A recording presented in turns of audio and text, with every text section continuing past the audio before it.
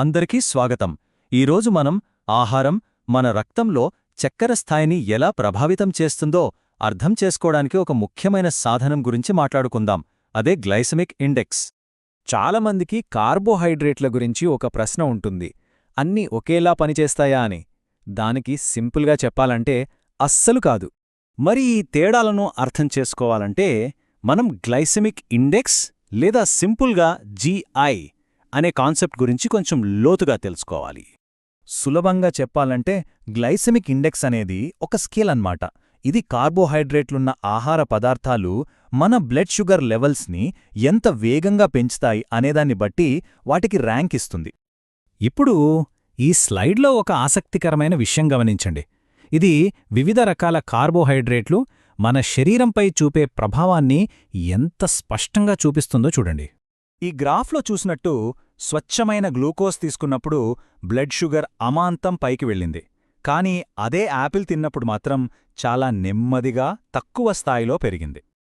సాధారణంగా ఆహారాల్ని ఈ GI rating ఆధారంగా 3 రకాలుగా విభజిస్తారు: తక్కువ, మధ్యస్థం లేదా ఎక్కువ GI ఉన్నవి అని. అయితే కేవలం GI స్కోర్ చూస్తే సరిపోదు. కథ ఇక్కడితో అయిపోలేదు. ఇది మనల్ని ఇంకో కీలకమైన విషయానికి తీసుకువస్తుంది.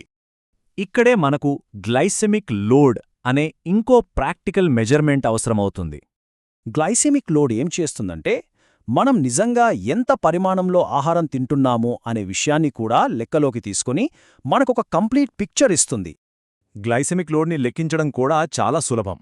ఫస్ట్ ఫుడ్ యొక్క GIని తీసుకుని దాన్ని మనం తినే సర్వింగ్లోని కార్బోహైడ్రేట్స్తో గుణించి వచ్చిన దాన్ని 100తో భాగిస్తే సరిపోతుంది. సరే, ఇప్పుడు GIకి GLకి ఉన్న తేడాని చెప్పడానికి ఒక అద్భుతమైన ఉదాహరణ చూద్దాం. అదే క్యారెట్. క్యారెట్ GI ఎక్కువగా ఉన్నప్పటికీ ఒక అరకప్పు క్యారెట్ల గ్లైసెమిక్ లోడ్ ఎంతో తెలుసా? కేవలం 5.7 మాత్రమే. సో ఇక్కడసలు పాయింట్ ఏంటంటే, ఒక సర్వింగ్ క్యారెట్లో కార్బోహైడ్రేట్స్ చాలా తక్కువగా ఉంటాయి. అందుకే దాని మొత్తం ప్రభావం మన బ్లడ్ షుగర్ మీద చాలా తక్కువగా ఉంటుందన్నమాట. మరి ఇప్పుడు మనకు తెలిసిన ఈ విషయాన్ని మన రోజువారీ భోజనంలో ఎలా ఉపయోగించుకోవాలి? దీనికి సింపుల్గా ఒక బ్యాలెన్స్డ్ ప్లేట్ని ఊహించుకుంటే చాలు. మన ప్లేట్లో సగం కూరగాయలుండాలి, ఒక పావువంతు ప్రోటీన్, మరో పావువంతు మంచి తృణధాన్యాలుండాలి. మనం చేసే చిన్న చిన్న మార్పులే మన భోజనం యొక్క మొత్తం గ్లైసెమిక్ లోడ్లో పెద్ద తేడా చూపిస్తాయి.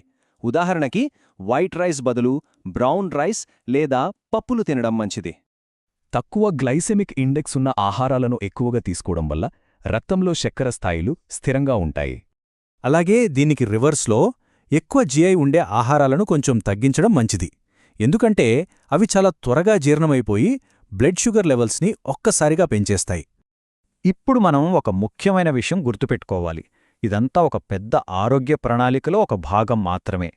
GI, GL అనేవి ఉపయోగపడే గైడ్స్ మాత్రమే, అంతేకాని అవే ఫైనల్ కాదు.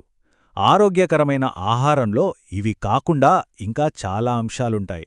దీనికి బీట్రూట్ ఒక పర్ఫెక్ట్ ఉదాహరణ.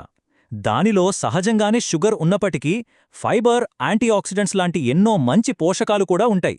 దీన్ని బట్టి మనకు ఏం అర్థమవుతుందంటే, ఒక ఆహారాన్ని కేవలం ఒక నంబర్తో చూడకుండా దాని మొత్తం పోషక విలువలను గమనించడం చాలా ముఖ్యం.